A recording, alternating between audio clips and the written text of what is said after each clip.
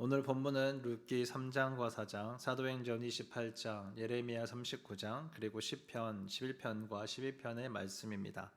말씀대로 이루어지는 역사라는 제목으로 함께 말씀을 나누겠습니다. 우리는 어쩌면 태초에 천지의 만물이 창조되는 그 큰 변화가 일어난 이래로 가장 많은 변화들이 빠르게 일어나는 시대를 살아가고 있는 것 같습니다. 세상이 빠르게 변하면서 과거의 가치와 생각들이 낡은 것 또는 시대에 뒤떨어진 것으로 여겨지면서 세상이 말하는 것을 향해서 빨리 그 무리에 휩쓸려서 따라가지 않으면 곧 뒤처지고 그래서 따라가지 못하고 이대로 망할 것 같은 죽을 것 같은 그런 압박이 밀려오는 그러한 시대를 살아가고 있는 것 같습니다. 그러다가도 또 어느 하루 일상에 치여 살면서 오늘 하루 이렇게 지나가는 것이 세상의 빠른 변화가 주는 압박 속에서 또 다른 속도의 무게로 우리 삶 가운데 다가오면서 이렇게 급변하는 세상 가운데 나의 삶은 괜찮은가라는 고민을 또 해보기도 합니다. 그러나 우리가 일생을 통해서 여러 번 세계의 대격변을 겪으셨던 우리 방질 목사님께서 말씀하셨던 것과 같이 그러나 아직 하나님의 말씀을 붙들고 기도하는 사람들이 있다면 이 세계적인 대격변의 시간들 속에서도 주님의 뜻 안에서 하나님의 뜻이 이루어지며 그러한 은혜의 역사 가운데 살아내는 사람들 그러한 시간들을 경험하게 될 것이다 라는 그러한 말씀을 우리가 또 믿고 주님께 감사하며 나아갈 수 있습니다. 우리가 흔들릴 수 있지만 하나님의 말씀을 붙들고 오늘 하루도 설 수 있다라는 것, 우리가 붙잡을 수 있는 주님이 계시다라는 것, 이것이 우리에게 큰 힘인 것 같습니다. 이사야서 40장 8절은 푸른 마르고 꽃은 시드나 우리 하나님의 말씀은 영원히 서리라 라고 말씀하고 있습니다. 세상의 부귀영화는 사라집니다. 솔로몬의 영광도 사라졌고 로마의 제국도 사라졌습니다. 그러나 오직 하나님의 말씀은 영원히 변하지 않으며 하나님의 말씀대로 세상이 창조되었던 것과 같이 변함없이 주님의 뜻이 여전히 이루어지는 것을 우리가 믿고 또 그 안에서 살아가고 있습니다. 우리가 말씀을 붙잡으며 장차 다시 오실 예수 그리스도를 기대하며 살아갈 때 오늘 하루도 우리가 소망 가운데 살아갈 수 있습니다. 오늘 본문 11편, 시편 11편에서는 악인의 위협 속에서 여호와께 피하는 자의 그 믿음의 고백을 볼 수 있습니다. 1절에서 내가 여호와께 피하였거늘 이라는 믿음의 선포는 7절에 정직한 자는 그의 얼굴을 배우리이다 라는 말씀과 연결이 됩니다. 하나님께 피하는 자는 하나님께서 우리의 진정한 피난처이시다 라는 것을 알 수 있고 또 주님 안에서 그 피난처 안에서 안식할 수 있다라는 것을 우리가 보게 됩니다. 이는 마치 시편 2편에 나오는 말씀처럼 이방 나라와 민족들이 헛된 일을 꾸미며 세상에 고난들이 나서서 하나님과 그의 기름 부음 받은 자를 대적하자라고 이야기하는 것과 같이 이 시편 11편에서도 악인은 마음이 바른 자를 어두운 데서 쏘려고 한다라고 그렇게 말하고 있습니다. 시편 2편 4절에는 하늘에 계신 이가 웃으시며 주께서 그들을 비웃으시리로다 라고 말씀하시면서 결코 하나님께서 이들과 비교가 될 뿐이 아니시며 악인들의 계획은 그렇게 질그릇처럼 무너지고 심판을 받게 될 것을 알려줍니다. 오늘 시편 11편 6절 말씀에서도 하나님께서는 악인들에게 그물을 던져서 결국 그들이 멸망하게 될 것이다 라고 말합니다. 이처럼 하나님께 피하는 의인은 하나님께서 보호하시지만 악인은 심판이 있습니다. 시편 1편에서도 악인들은 심판을 견디지 못하며 의인들은 여호와께서 인정하시며 그가 하는 일이 다 형통하리로다 그렇게 노래합니다. 그는 여호와의 말씀을 주야로 묵상하는 복 있는 사람이다 그렇게 말합니다. 그래서 하나님의 말씀을 묵상하는 것이 곧 우리의 복이며 이 말씀을 주신 하나님께 나아가는 것이 우리의 참된 피난처임을 우리가 붙들게 됩니다. 시편 12편 5절에서부터 7절 말씀은 이 하나님의 말씀에 대해서 우리에게 더 알려주고 있습니다. 여호와의 말씀에 가련한 자들의 눌림과 궁핍한 자들의 탄식으로 말미암아 내가 이제 일어나 그가 원하는 안전한 지대에 두리라 하시도다. 여호와의 말씀은 순결하며 흙 도가니에 7번 단련한 은 같도다. 여호와여 그들을 지키사 이 세대로부터 영원까지 보존하시리이다. 하나님의 말씀은 순결한 진리로 흙 도가니에 7번 단련한 은과 같아서 그 굉장히 순도가 높은 불순물이 없는 온전함을 가진 그러한 진리입니다. 따라서 그 말씀을 의지하는 자, 그 말씀이 영원한 것과 같이 그 말씀을 따라서 안전한 지대에서 영원까지 보존되리라. 그렇게 하나님께서 말씀하십니다. 생명의 말씀이신 예수 그리스도를 붙드는 우리도 하나님께서 영원한 천국에 대한 소망을 주시면서 우리를 신실하게 인도하십니다.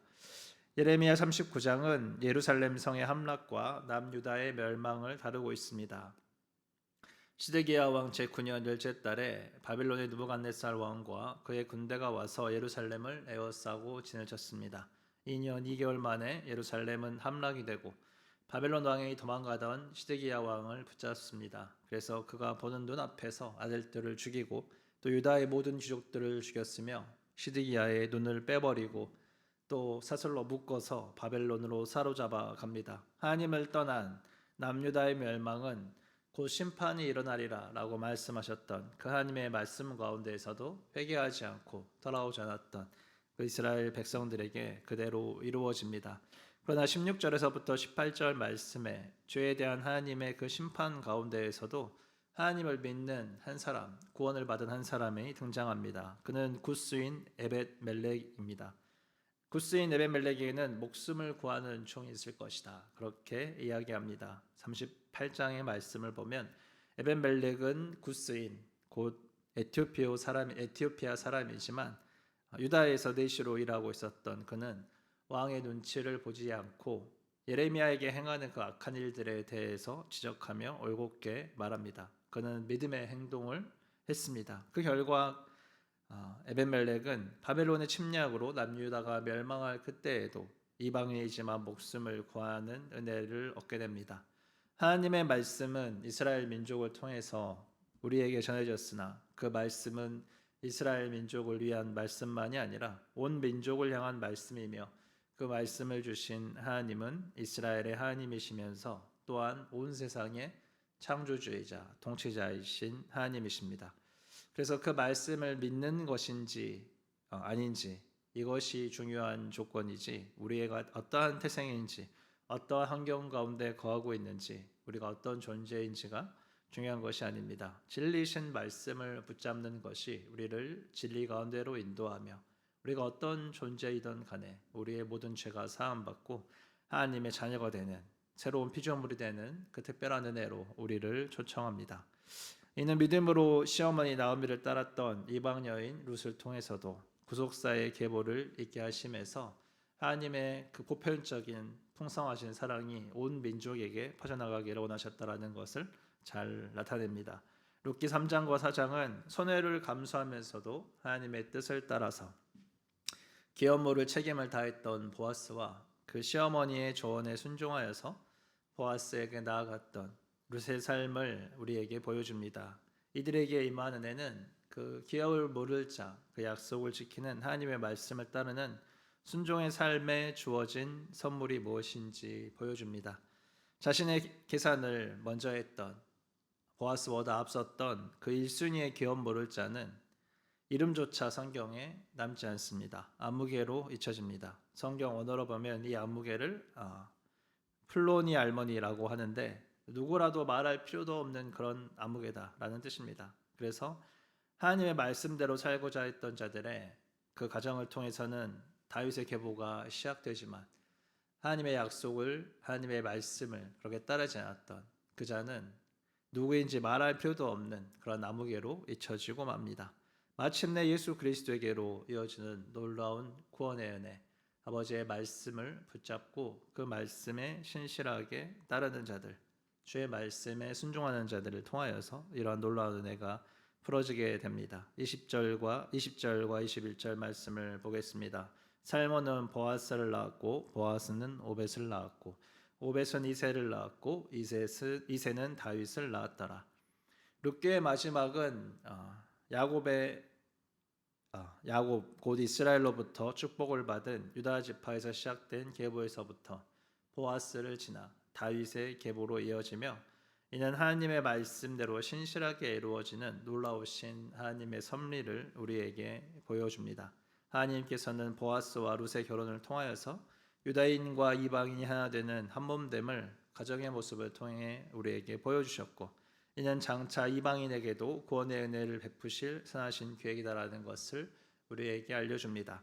이 하나님의 은혜가 말하는 바 갈라디아 3장 28절입니다. 너희는 유대인이나 헬라인이나 종이나 자유인이나 남자나 여자가 다 그리스도 예수 안에서 하나이니라.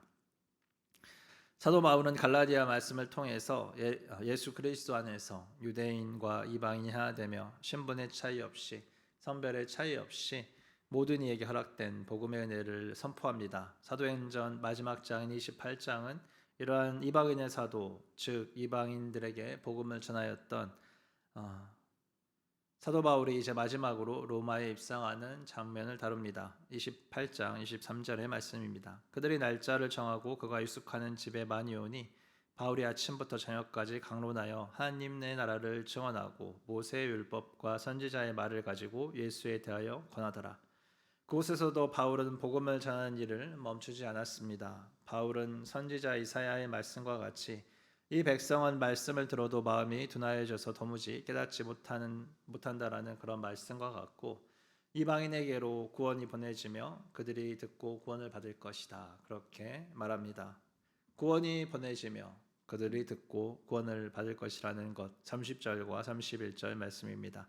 바울이 온 이태를 자기 셋집에 머물며 자기에게 오는 사람들을 다 영접하고 하나님 나라를 전파하며 주 예수 그리스도에 관한 모든 것을 담대하게 거침없이 가르치더라.